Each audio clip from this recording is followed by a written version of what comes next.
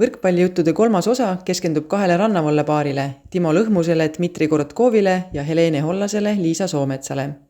Miks otsustasid saalis edukad mängijad varbad liivaseks teha? Mida nad sel teel õppinud on ja kui raske on Indrek Verro omapärastes trennides hakkama saada? Selgub, et keerulistel hetkedel on ka loobumismõtteid mõeldud. Lisaks saab teada, kuidas iseloomustavad mängijad oma paarilisi. Hollas Soomets võtsid eelmisel aastal pärast pikka kaalumist vastu otsuse keskenduda aastaringselt ainult rannavõrkpallile. Nüüdseks on neist saanud konkurentsitult Eesti parim naispaar.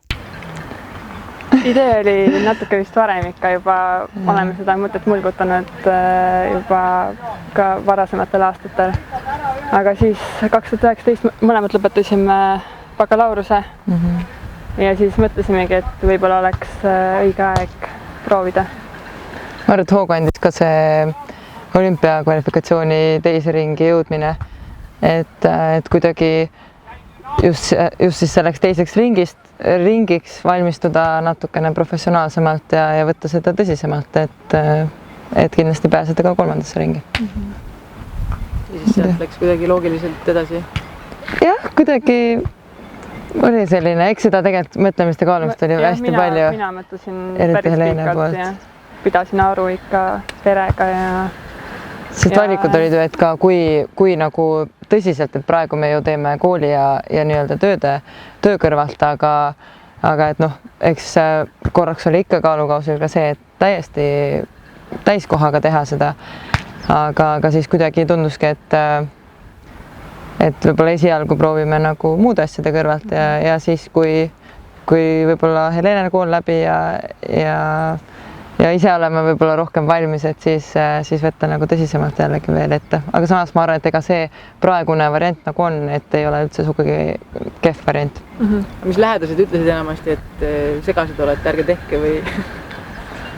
Liisal väga toetab pere, on ju? Minul hästi, jah. Mul on vend, mängib jalgpalli kõrgel tasemel ja kogu pere on nagu hästi sportlik, et nemad nagu just pigem isegi võib-olla ajasid nagu mind rohkem sinna sellele otsusele, et mitte, et ma ise oleks tahtnud, vaid kuidagi ma ilmselt pelgasin seda otsust kindlasti ja kuidagi, aga nad olid hästi toetavad ja et küll saab ja küll on nagu äge.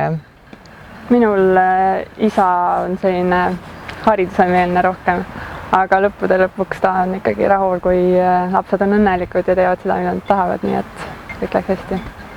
Koos on nad mänginud saali noortekoondise aegadest 2014. aastast ning tunnevad teineteist läbi ja lõhki. Aga no me olime toakaaslased ja juba enne seda vist oli 1 aasta siis randa vist olnud, rannakoondis oli. Midagi oli jah, saalikoondis ajal. Ja siis kuidagi oli nagu väga lõbus ja tore ja kõik oli nagu lill sellel ajal.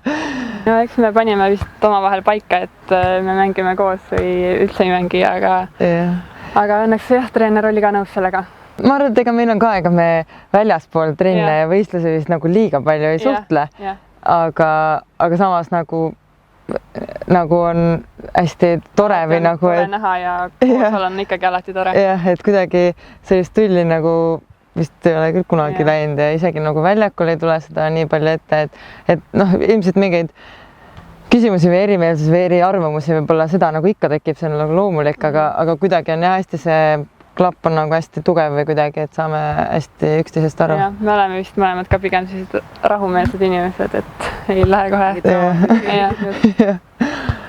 Paarilist iseloomustades on naistel raske sõnu leida ja öeldu jääb mängijad lihtsalt naerma ning intervjuusse tuleb mitmeid naerupause, millest saame kunagi eraldi saatevigade osa teha.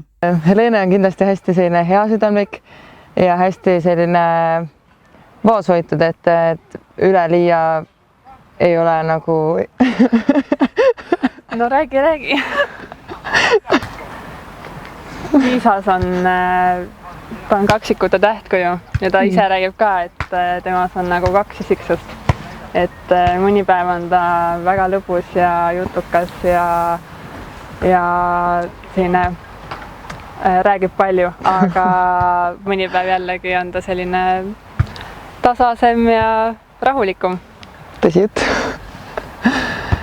Ja Helene on hästi selline 2 jalaga maa peal, et et Helenel on suur pere, palju õdesid-vendasid, et ma arvan, et ta oskab ülihästi inimestega arvestada ja hästi suhelda inimestega, et väga hea on tema sõber olla ja temaga suhelda. Tallinnas treenitakse enamasti kahekesi koos treener Indrek Verroga või meie paremate meespaaridega. Tartus aga Karl Jaani juhendamisel. Sparringupartneriteks on tihti Judit Kure-Pohhomov ja Renate Pikk. Just Verro trennid on naiste jaoks midagi täiesti uut ja nõuavad palju vaimuenergiat. Et Indreku trennid on kindlasti oluliselt teistsugusemad ja kindlasti raskemad on need vaimule kui just siis füüsiliselt. Aga need on sellised hästi detailsed, et iga elemendi võtame ikka täiesti juppideks lahti ja pöörame tähelepanu just väikestele nüanssidele. Ma arvan, et just nagu võrkpalli kui sellist me mängime küllaltki vähe, et me teeme nagu harjutusi kuidagi või enda sees, püüame nagu aru saada, mida me teeme, aga selleks, et nagu aru saada, siis me ikkagi teeme seda näiteks altsöötu tehes. Aga et meie terve trenn võibki näha välja selline, et me lihtsalt söödame omavahel alt või ülevalt, lihtsalt kõksime, aga samas meile on antud erinevad ülesanded, et kas ma fokusseerin hästi palju Helenet, kui ma söödan, või ma hoian ainult iseenda selle fookuse ja tegelen enda juhtimisega ja nii edasi, et sellest tulenevalt, kui ma terve trenn võib-olla söödan alt söötu, siis see ei olegi füüsiliselt nii raske, aga samas see nagu arendab hästi palju just teistest külgedest ja on kindlasti, ma arvan, meie mängule hästi palju nagu kasuks tulnud. Ja eesmärk ongi nagu hakata lõpuks enda keha täielikult juhtima ja kontrollima ja mitte ainult nagu füüsiliselt, vaid ka kõiki neid sisemisi reaktsioone ja kõik, mis sees toimub. Ma arvan, et sinna alla, või kindlasti sinna alla käivad ka kõik need, et kas me oleme ülinärvis enne mängu või ei ole, või kas me kardame mõnda vastast võib-olla või midagi sellist, et need on kõik, millega me nagu trennis ka tegeleme ja püüame mingitest hirmudest, kas näiteks siis kui palju tuleb ülikiiresti kuhugi näkku, et tegelikult ju ei tohi karta seda, et saadki mõne vastu pead ja tegelikult ei juhtu midagi. Aga samas, kui mul see hirm on, siis see ülipalju tegelikult takistab mul sooritada enda liigutusi,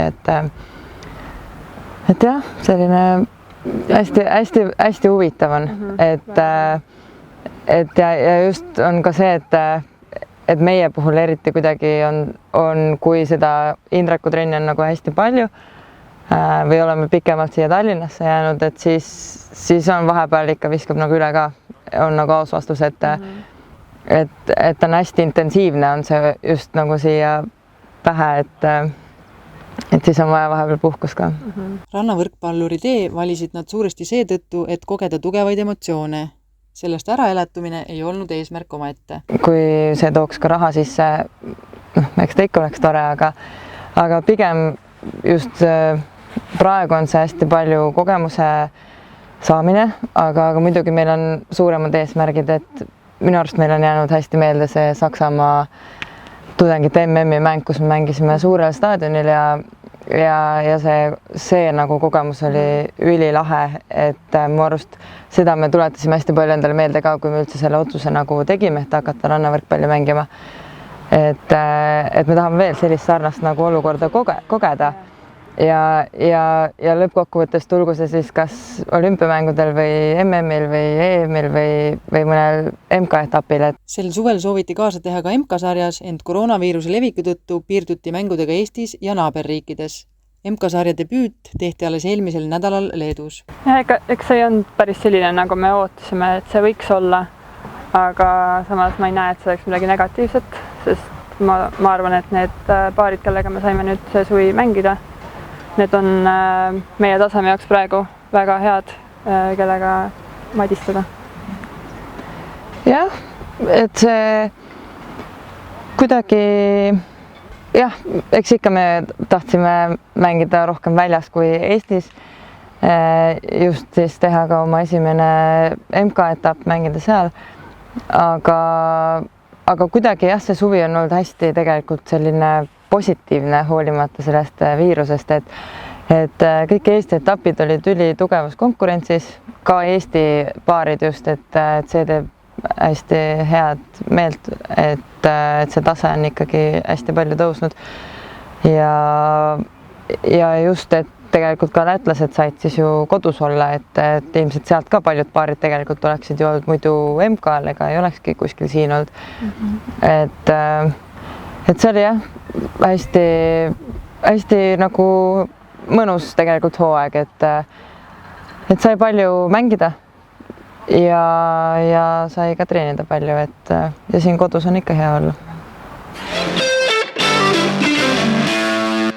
19-aastane Lõhmus ja 22-ne Korotkov sattusid kokku mängima juhuse tahtel. Korotkov mängis varem lühikest aega Mihkel Tanilaga, Lõhmus aga moodustas Märt Tammearuga lootust andva noorteduo. Ma mäletan seda nagu eilset päeva veel. Et ma olin Charleroi Primargi poes ja ma juba tol hetkel otsisingi paarlist endale, et ma tahtsin kellegagi mängida rannavool, et tõesti proovida seda. Ja siis mäletan mind Primargi shoppingul ja siis mõtlesin, kellele ma kirjutan, et Karl jällegi soovinud mängida, keegi nagu julgenud sellest asja ette võtta. Siis mõtlesin, Timo ka olemas. Ja siis ma kirjutasin talle, ma olin samal poes, kuule, ta ei teeme ära. Et siis ta võib küll ja siis uurisime maad ja nii ta sattus tegelikult. Mina seda nagu päris eilset päeva ei mäleta, aga jah, ma vist olin koolis ja siis nägin, Tiima kirjutas mingi hetk. Siis vaatasin, et tahab rannavõrkpalli mängida. Tegelikult mul oli ka nagu mõttesse olnud kogu aeg.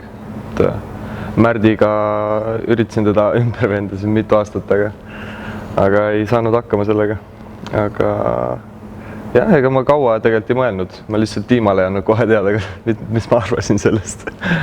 Et ma lasin tal natuke praadida. Rannavolle paelub mitmel eri põhjusel ja tulevikus soovitakse mängida kõrgel tasemel. Unistatakse ka olümpiast. Siin ma saan oluliselt rohkem võtta endale kohustus peale. Et kui saalis mul tehakse kõik ette taha, siis siin ma pean isegi majutus, lennupiletid, kas või sponsorid otsimine, trenni aja kinnipanemine, kokkuleppimine, see on kõik meie teha. Et see on oluliselt rohkem kohustusi. Teine on see, et liiv, päike, võib-olla tüdrukud vaatavad kõrvalt. Teine. Siis kolmas asi on see, et saalis on 6 isikuid mängitakse. Ja on olemas treener, kes otsustab su eest, et kas sa oled täna väärt olla platsi peal või mitte. Siin oled mees, ei saa hakkama, sa pead hakkama saama, sul ei ole vahetust. Ja kogu, kui sa võidadki, siis kogu aeg on sulle ja su paarilisel ei ole niimoodi, et sa pead jagama 12 matsiga, et kes on see mees, kes teenib. Otse loomulikult, see on tiimimäng, otse loomulikult, aga oluliselt rohkem individuaalsemalt. Sa saad sellega tegeleda. Ja, täpselt samamoodi minu arust. Väljakul nagu sul on palju rohkem puuteid. Vahepeal äkki saalis ongi niimoodi, et 3 pallivahetust läheb mööda, aga sa pole ikka palli puutunud. Aga rannas niimoodi väga vist ei ole. Kui sa just ei võta mängi siukse vennaga, kes ei saa servi vastu või selles mõttes. Et aga sa saad hästi palju nagu ise seal nagu individuaalselt nagu korda saata, et saalis ei ole niimoodi. Aga ma arvan, meil mõlemal on omad eesmärgid, et ära sellest ütleks, kui olümpiale saaks või MK-l mängiks kuskil 5 terni turniiril, et ma arvan, see on meil mõlemal siuke ühine eesmärk. Ja olümpia, MK-etapid, sinna esi3 saada ja Euroopa meistrivõistlustel, maailmameistrivõistlustel. Kõige raskem on mängijate jaoks tohutu asjaajamine, millega saalivõrkpallurid kokku puutuma ei pea. See on nii palju kohustusi on enda peale. Asjaajamist. Ja asjaajamist. Ja see on tulnud, kohal tuleb niisugune nagu külduš. Näiteks samun Leedu MK-etab. Enne seda esiteks sa ei teadnud, kas sa saadki üldse tulla riiki. See oli. See on juba võttis kogu pinge peal. Teine on see, et ma ei tea, kas me mängime kvalifikatsioonis, kas me mängime põhiturniiril. Siis on paberimajandus, on nii palju paberid ja saatma, et ei teadnud, kus, kellele ja nii edasi. Et see on jah kõige suurem raskus. See on nii palju uud asja, mis peavad harjuma, otsa on väga hea, et meil on Mart olemas, kes teab kõike. Tõesti, et ilma temalt me ei oleks seal olnudki Leedus ilmselt. Oleks olnud kohal, küsiks, kus see paber on, siis mõtleks, et ma ei teadnudki. Et jah, et hästi palju kohustusi lihtsalt. Mida peavad mängijad oma tugevateks külgedeks? Ma tean lihtsalt, et mul on nagu igalt poolt nagu juurde panna. Ja ma arvan, et Timo Arut samamoodi enda kohta. Et, ei arva? No Timo Arut on maailma parim mängija ka selles mõttes. Aga jah, äkki on meil rünnak üks nii öelda kõige tugevam külg. Et jah, seal nende teiste asjadega on siin nagu ta on praegu. Ja ma võin tuua näiteks kui võtame Timot, võtame eraldi ja tema suure pluss on hästi füüsilist võimast. Ta ikka hüppab kõrgelt ja selle peal ta saab rünnata võimsalt ja nii edasi. Ma ei tea, ma ongi hästi raske tuua, võib-olla see üldmäng, mis võiks paar, kes ei ole füüsilist võimas, ma tunnen nende vastu oluliselt mugavalt mängida, sest siis ma saan üldmänguga võistleda nendega. Kui on füüsilist võimas vastane, siis mul on juba probleeme nendega. Et pigem selline üldmäng, et ei ole midagi erilist, aga samast ei ole kehv. Omavaheline läbisaamine sujub sõbraliku nöökimise saatel ja väga palju häirivat pole paarilises kummagi jaoks ilmnenud. Ausalt öeldes ei ole veel midagi sükest välja tulnud, õnneks. Ja ma loodan, et ei tule ka, sest ma ei suudaks vist olla niimoodi. Aga ei ole vist jah, minul vähemalt ei ole. You get one shot. Aga nüüd minu kord.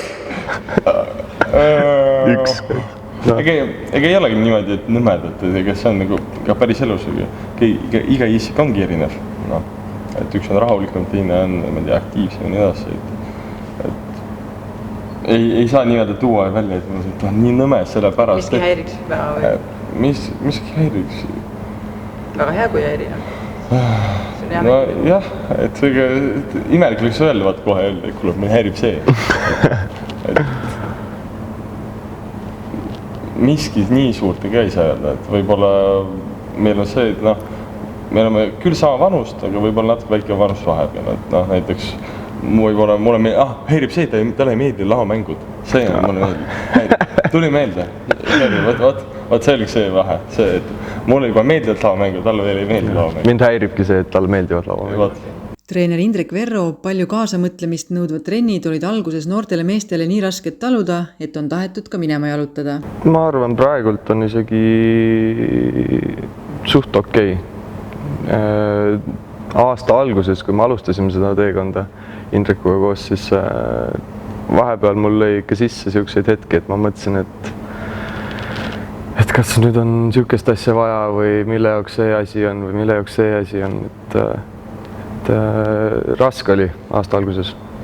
Mul oli isegi siuke mõte, et vahepeal, et võtaks mingi pausi sinna sisse, et ja rohkem nagu ei jaksa siukest asja ajada. Aga mida aeg edasi, seda nagu paremaks asi läks. Isegi kommunikatsioon minu ja Tiima vahel, et see oli nagu üks siuke suur faktor, mis nagu aitas kaasa sellele arengule ja Indrek ka nagu ta on siuke, ta võib olla nagu treener, aga ta on nagu samas nagu nii-öelda ka isa, et nagu ta aitab alati. Ja sa saad nagu kõik nagu ausalt ära rääkida talle, et see nagu koostöö ongi meil siuke, et me anname talle ja ta annab meile, et see ongi nagu üks siuke asi, millega nagu see koostöö on üles ehitatud.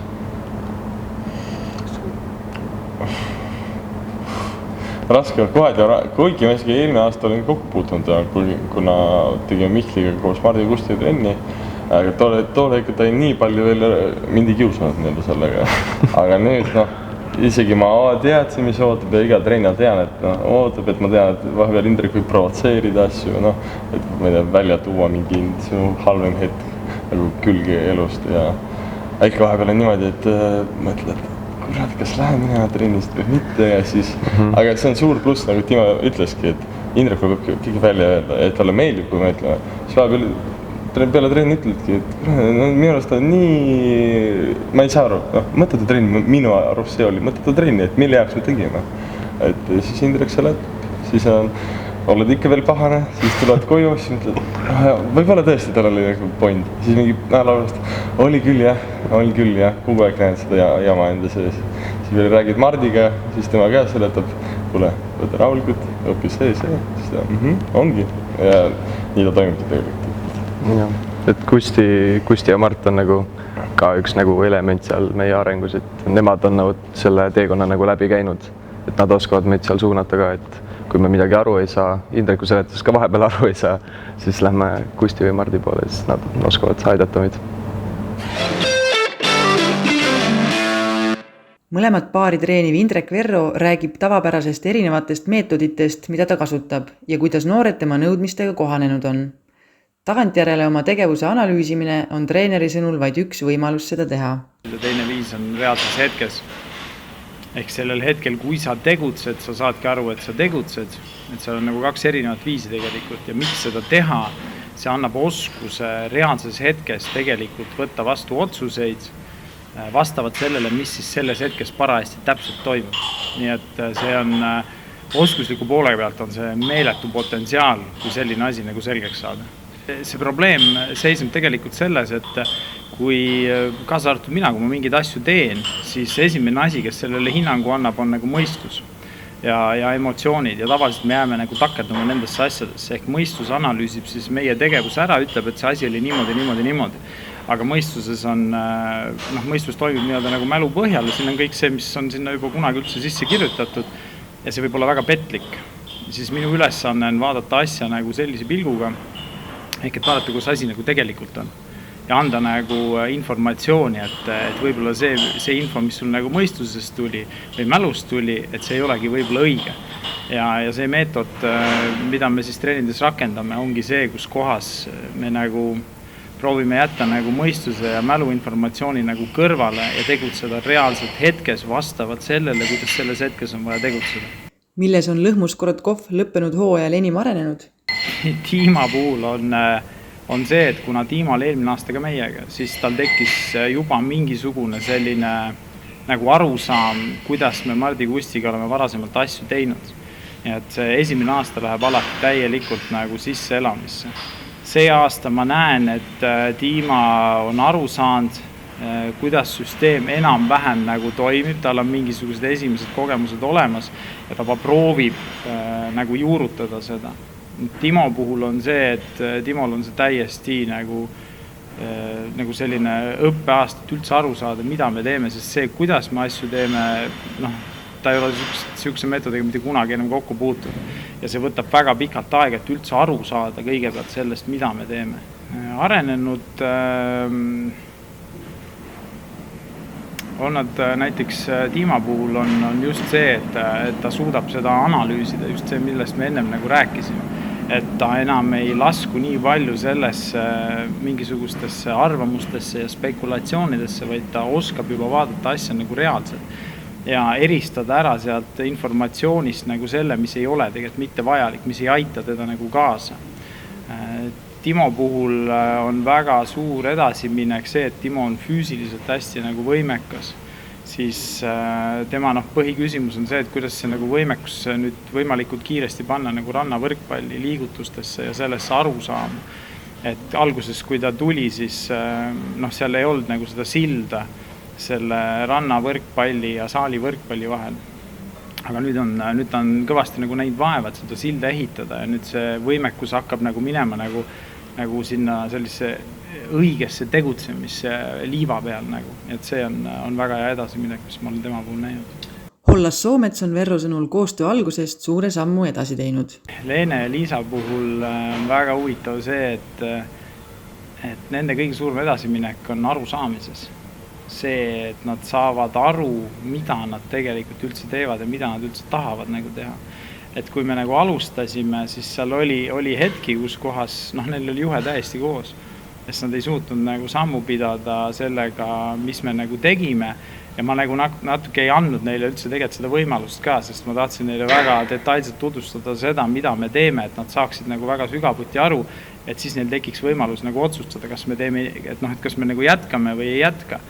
Ja nad otsustasid nagu jätkata ja pärast seda läks seda asjad oluliselt lihtsamaks, nii et mul on nii hea meel näha nagu nende puhul seda, et nad saavad aru, mida nad tegelikult peavad hakkama üldse tegema, sest tegelikult ennem neil see arusaamine minu arust üldse puuduski. aga platsi peal on läinud muidugi, Helene plokk on läinud hoopis teistsuguseks, Helene ja Liisa mängisid ennem süsteemi piir kinni, diagonaal kinni, piir lahti, diagonaal lahti, ainult. Aga nüüd Helene on hakanud plokis lugema, ehk et kui isegi on kokku lepitud mingi kindel situatsioon, aga hetkes situatsioon nagu täiesti muutub, sest sport on selline muutuv hetkes ja siis ta suudab nagu kohaneda sellega. Ja ta suudab väga häid otsuseid vastu võtta ja tema nagu plokitöö on kõvasti arenenud. Lisaks sellele on tema serv väga kõvasti arenenud, sest ennem neil ei olnud, kui ma küsisin nende käest, et mis te servi ajal üldse teete, mis teie eesmärk on, siis seal ei olnud ühtegi eesmärk, panna üle lihtsalt. Aga nüüd on nagu väga kindel tegutsemine tekkinud sinna. Liisa puhul on kaitsetöö kõvasti edasi arenenud, et võib-olla see esialgu veel nii palju ei kajastu reaalselt nagu palliplatsil, sest see nõuab ennem väga täpselt paika panemist Helenel plokis, et selle järgi siis panna kaitsetaktika paika. Aga tal on tekkinud täielik arusaam juba sellest, et kuidas see asi peaks hakkama nagu välja kujunema. Siis Liisa puhul on loomulikult serv ka see, kus ma näen nagu väga palju potentsiaali. Ja milles nad on mõlemad edasi läinud on see, et nad on hakanud ülevalt tõstma. Ma loodan, spordisõber on ka seda nagu tähelepanud, et naiste rannavõrkpallis Eesti tasemel sükust asja nagu nii naljalt ei näe nagu. Aga et maailmas nagu läbi lüüa, siis sul ei ole nagu varianti, et see ülevalt tõsta tuleb sisse võtta. Kes nelikust vajab trennides enim tähelepanu või juhendamist? Ma siin kahjuks pean ütlema seda nagu niimoodi, et minu poolt vaadatuna siis ma ei pane kunagi sellist asja paika, et ma peaksin nüüd teda aitama rohkem või vähem. Et minu jaoks treenerina on see asi niimoodi, et ma saan aidata ainult nii palju, kui palju nagu treenitab tahab, et ma teda aitaks. Ja ma proovin neile kogu aeg nagu vihjata seda, et see sõltub kõik teist, kui palju mina saan sekkuda teie arengusse. Et ma ei ole siuke treener kohe kindlasti, et ma lendan sisse ja hakkan ütlema, kuna nüüd me teeme asju nagu niimoodi. Et üldiselt see tahe peab tulema täielikult neilt. Ja seda tahet, ma näen neis kõigis. Nad on natukene võib-olla erinevad iga ühe puhul, aga see tahe on neis olemas. Ja mis on väga positiivne on see, et see tahe kogu aeg nagu tõuseb neis. Et nad, et trennist trenni, võistlustest võistlustesse ma kogu aeg näen, kuidas neis kõigis see tahe teada saada, mis kõik veel võimalik on ja kuidas võimalik on nagu meeletult tõusnud. Kõige innukam ilmselt on praegu Dima Korotkov. Materjal on kõigi puhul võrdne. See materjali küsimus ei ole minu jaoks kunagi selline, et kellelgi on parem materjal või halvem materjal. Aga võib-olla innukam on Dima, sest ta oli eelmine aasta juba selles karussellis sees ja ta tahab juba ise rohkem. Tal on juba tekkinud rohkem arusaamasid ja nagu väga kindel siht.